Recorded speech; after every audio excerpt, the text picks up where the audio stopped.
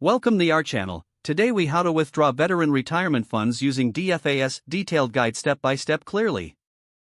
To withdraw veteran retirement funds using DFAS, start by visiting the DFAS website. Navigate to the Retired Pay section on the homepage. Locate the Veteran Retirement tab for specific instructions related to veteran funds. Log into your MyPay account using your username and password. If you don't have a MyPay account, follow the prompts to create one. Once logged in, select the option to manage your retirement fund. Choose the Withdrawal Request option from the available services. Carefully review the types of withdrawals you can request.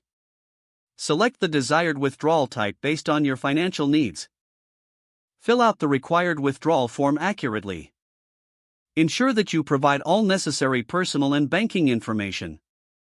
Attach any required documentation, such as proof of identity or eligibility.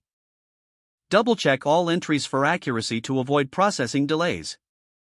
Submit your request electronically through the MyPay system. You will receive a confirmation notification once your request has been processed.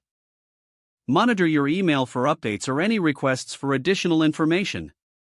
If you encounter issues, contact DFAS customer support for assistance. Keep track of your withdrawal timeline for peace of mind. Review your retirement fund statements to ensure the withdrawal reflected accurately. Stay informed about any potential tax implications related to your withdrawal. If the page does not load, refresh the browser or try again in a private or incognito window. Make sure you are using the correct email address, then retype it carefully to avoid small typos. If your password is not accepted, use the reset option and create a new strong password you can remember. Check your spam folder for verification or security emails, then complete any requested confirmation steps. Enable two-factor authentication if available to improve account security and reduce unauthorized access risk. After signing in, review your profile details so your contact information and settings are accurate and current. If you see an error message, note it down and try again after restarting your device and internet connection.